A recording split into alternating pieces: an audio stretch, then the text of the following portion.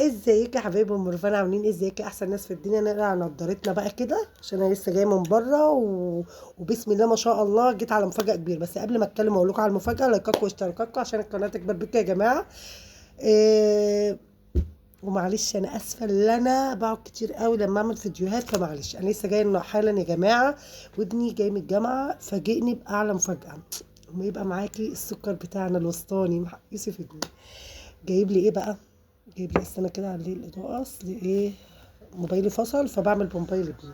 قلت له بقى منك جايب لي مفاجاه فاعمل لي بموبايلك وبقى ايه وديني ايه ابعتهولي، مع ان بيذلني لما بيبعت لي الفيديو. تعال بقى ما اقول لكم يا جماعه، ابني جايب لي ايه مفاجاه، حاجه هموت عليها بستناها من الصيف للصيف، حتى لو جايه كور صغيره كده، بس المهم الايه اللي هي تجيلي.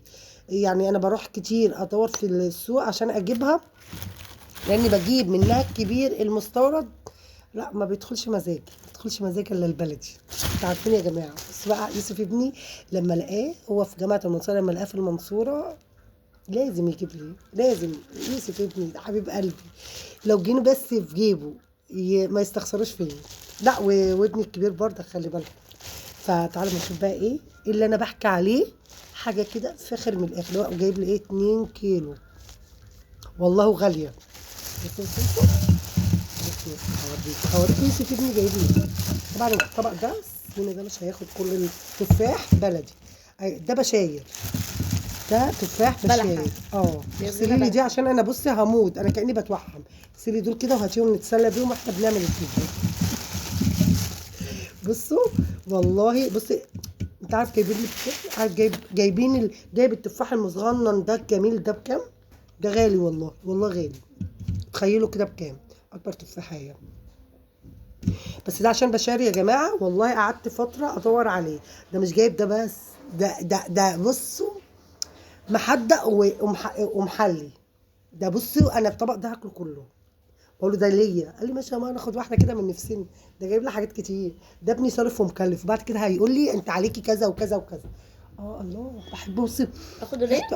ريحتها يا جماعه ما تلاقي. طبعا انا بجيب المستورد والله بيدبل لحد ما بيتم. ده بقى من اول واحده لاخر واحده. بس حاجه صح.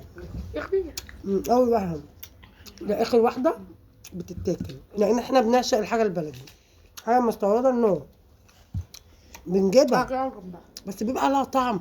بص انت بتاكلوا التفاحيه دي اخر حته كده ريحتها ببقكم، التانيه بتاكلوا ولا كانكم بتاكلوا.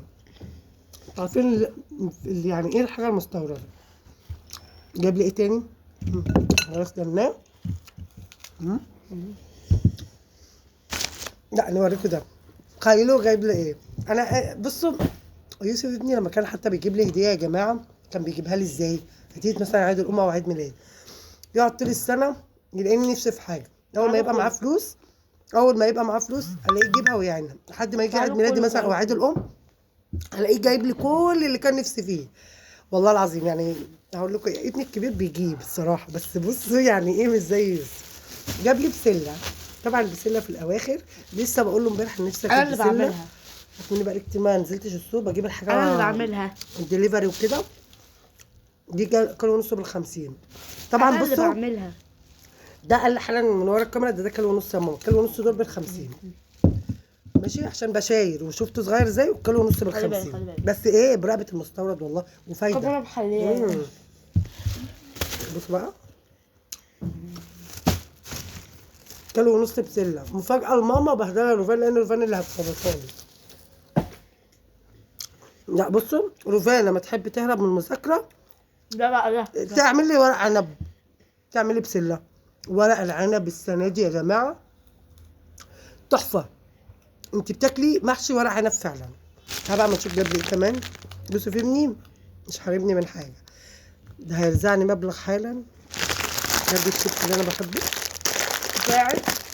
بتاعي. هو قال لي ليكي، هو لما بيلاقيني متضايقه كده ومخنوقه جاب لي دسريه التحفه بعشقها اللي هي بالقهوه. بالقهوه. طبعا عشان عارف اللي انا ما بحبش الكنز فجاب لي دي. على فكره دي ام 10. لا 10 بصي 10، لان هو يوسف قال لي الحاجات دي ب 10 10 وجاب لي نوعين. مع ان المفروض يجيب لي بسكوت اي حاجه فيه شوكولاته، بس هو بيقول لي انا عارف ان انت بتحب النوام، وبحب النوام في الشاي واللبن كده. جاب لي الكاكولا يا رب نلاقي فيها صودا. هو عارف مش دلوقتي، بس لما نخلص الفيديو وهزل. هو اللي جايب بس هزل.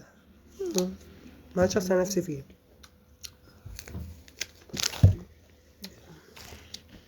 لازم احسب الحاجه اللي هو جايبها. جايب لي حاجات ب 130 جنيه والله يعني. كفايه اللي هو جايب. لا يوسف والله لما بيصرف هو يوسف ابني مسرف اصلا. بس يعني يوسف بقى ياخد مني كام.